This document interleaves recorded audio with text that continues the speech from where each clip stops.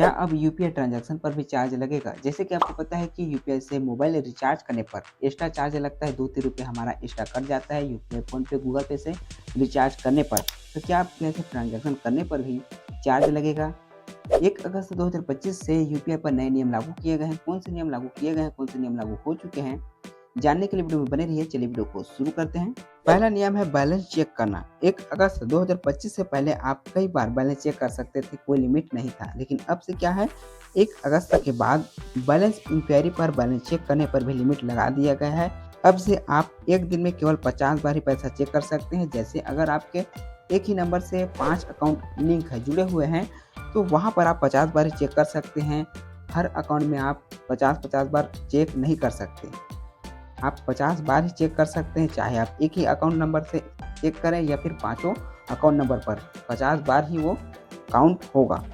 इसमें आपको एक प्लस पॉइंट मिलता है कि जैसे पहले क्या होता था कि जैसे कोई पैसा भेजता था या फिर हम किसी को भेजते थे, तो वहाँ पर जितना पैसा भेजा गया वो तो हमें दिखता था, लेकिन कितना पैसा बचा वो हमें नहीं दिखता था और उसी को चेक करने के लिए हम बैलेंस चेक करते थे। लेकिन अब से क्या होगा कि वहाँ पर हमें, जैसे हमें कोई पैसा भेजता है या फिर हम भेजते हैं, तो वहाँ पर हमें बचा हुआ पैसा हमें वहाँ पर शो हो जाएगा कि इतना पैसा बचा हुआ है, ठीक है? तो बैलेंस चेक करने की ज़रूरत भी उतना नहीं पड़ेगा।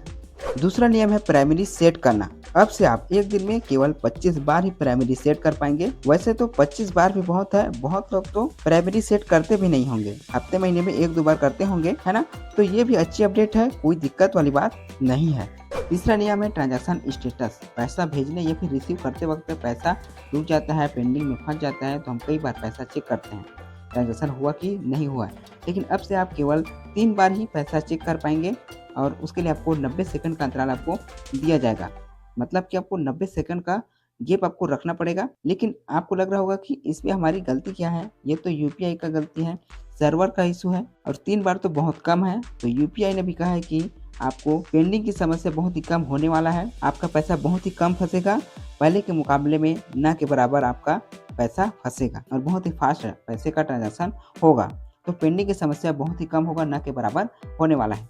चौथा है payment reversal and charge back. अब से आप 1 महीने में आप केवल मैक्सिमम 10 बार ही चार्ज बैक कर सकते हैं और एक इंसान से या एक मर्चेंट से 5 बार चार्ज बैक कर सकते हैं। तो यूपीआई पर जो भी ऑप्शन है, जिसका जितना ज़्यादा यूज है, उस पर वैसे ही रूल नियम लागू किए गए हैं।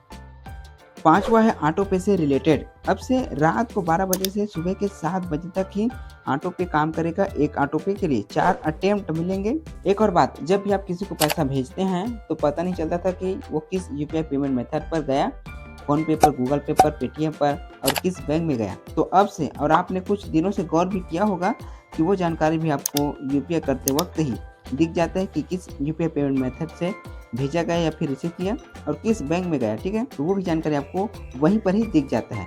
तो यूपीआई के सिस्टम को फास्ट और रुकावट दूर करने के लिए एनपीसीआई की तरफ से ये नए नियम लागू किए गए हैं। इनमें से कौन से नियम आपको इस वीडियो को देखने से पहले ही पता चल गए थे? कमेंट बॉक्स में जरूर बताइएगा। चलिए मिलते हैं फिर नेक्स्ट वीडियो में। इस वीडियो को पूरा देखने के लिए आपका बहुत बहुत धन्यवाद।